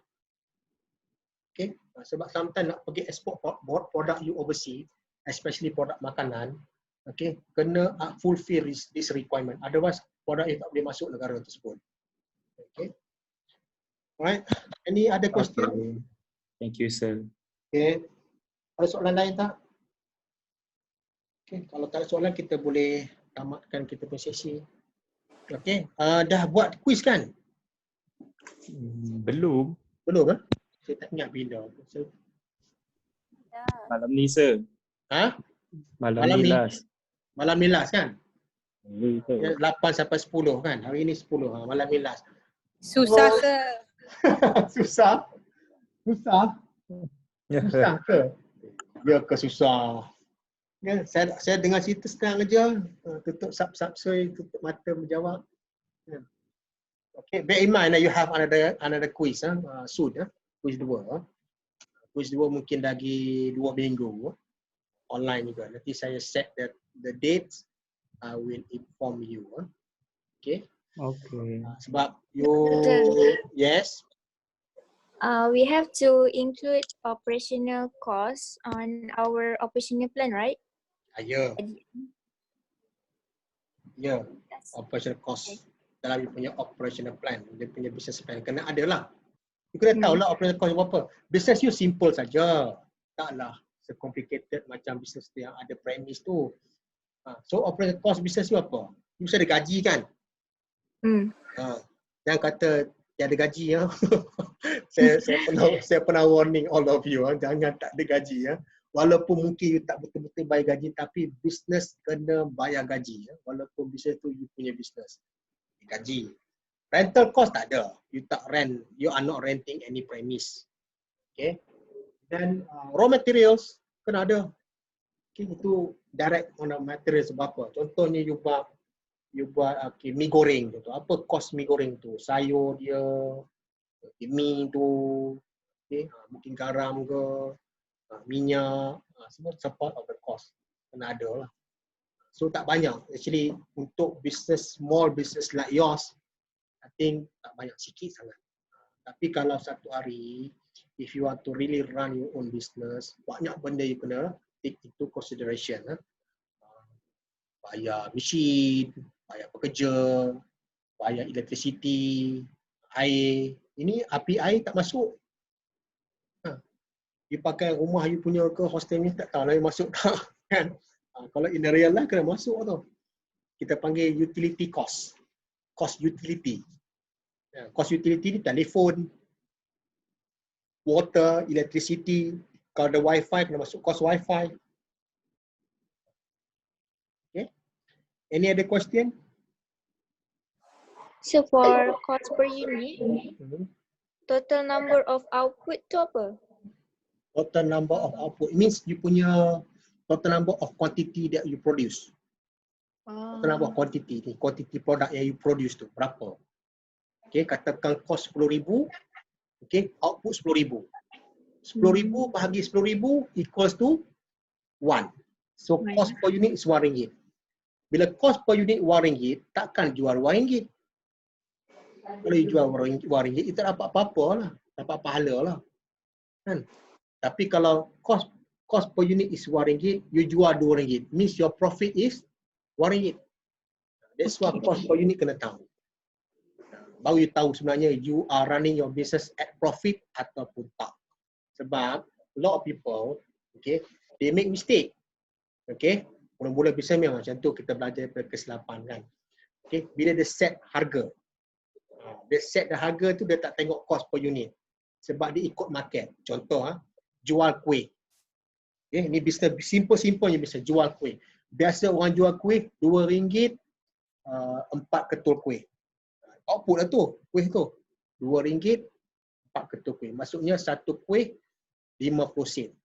Tapi kos satu kuih berapa? Kadang-kadang dia tak tahu pun satu kuih berapa kos dia. Kalau you tahu satu kuih kos berapa, contohnya satu kuih kos you 30 sen. You jual 50 sen. Maksudnya profit you 20 sen. So you kena tahu tu kos per unit. Tapi bila you dah kita run business ni mungkin dah sebulan, 2-3 bulan baru kita kira. Contohnya kita keluarkan duit untuk buat kuih ni RM100. Tapi bila kita collect duit daripada customer, okay, kurang daripada RM1. Maksudnya kita ni run business kita okay, at loss, kita rugi. Tapi kalau kita put aside our money RM1, kita beli barang dan sekian ni kita keluarkan kuih contohnya, kita dapat duit balik daripada customer kata 200. Maksudnya secara pukul rata, secara umumnya kita boleh nampak kita we are making money ya. Tetapi of course dalam bisnes kalau buat kuih yang jual tepi jalan contohnya macam tu, dia simple business. Tapi macam you all kan, mesti je nak bisnes yang lebih besar. Ada kilang contohnya, ada kedai. So kena tahu cost per unit tu. So you know how to improve cost per unit. Mungkin currently total cost you 10,000, output you 10,000. So total cost RM1. Tetapi if you can maintain your total cost, katakan RM10,000, which is very unlikely lah. Mungkin akan increase sikit sebab because of raw material. But you improve your output. Total number of output tu you improve. How to improve your total number of output? Contohnya, you improve you punya production capacity. You beli mesin. Mesin tu dia kurangkan damage good. Okay? Kalau manual, you boleh keluarkan 10,000 unit aja. Tapi pakai mesin, you boleh keluarkan kata 20 unit. Maksudnya total cost per unit can be reduced. That's why ada setengah-setengah. You pasal banyak company ni, dia akan start production dia menggunakan manual system ataupun half labor, half machine. Half labor, separuh ni pakai orang, separuh pakai mesin. Tapi when they go for a bigger scale, dia akan mula menggunakan fully auto punya mesin.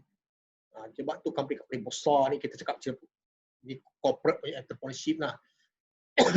Dia akan pakai mesin yang berkaitan dengan robot. Maksudnya dia kurang orang. Bila kurang orang, kan kalau you ada pekerja orang kan, cuti lah, sakit lah, macam-macam kan. Tapi kalau mesin, mesin tak cuti, mesin tak sakit. Dia cuma rosak je, rosak you repair. So, you can increase your punya productivity and you can reduce cost. Cost yang you reduce tu, actually can reduce the cost per unit. Bila reduce cost per unit, kalau if you maintain your price, harga sama, you can increase your product, you can increase your profitability. You faham? You boleh imagine tak apa yang saya cakap. Okay? Any other question?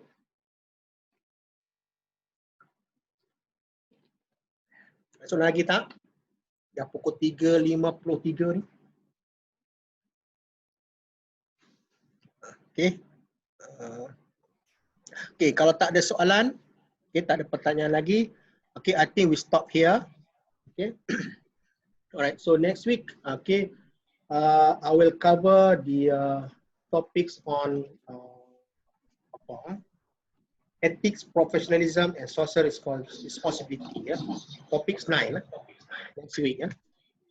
If I have enough time, okay, I also cover the topics on ideation, innovation, and entrepreneurship. Last topic. So next week, kita cover the whole topics.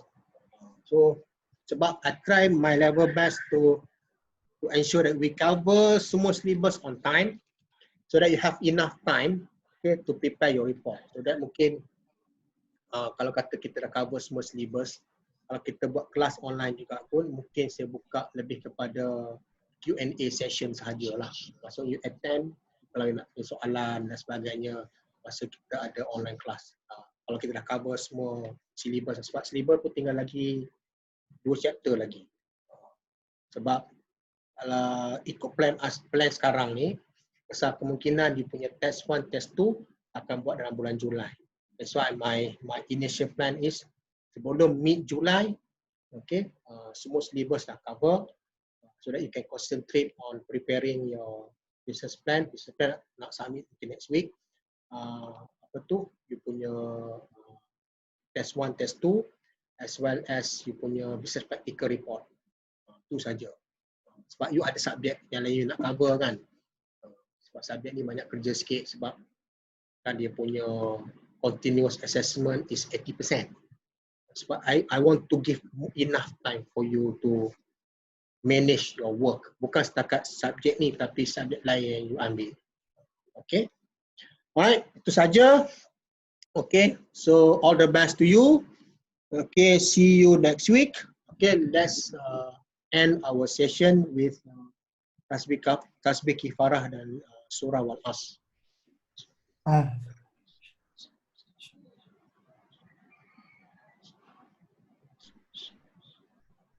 Okay, thank you very much.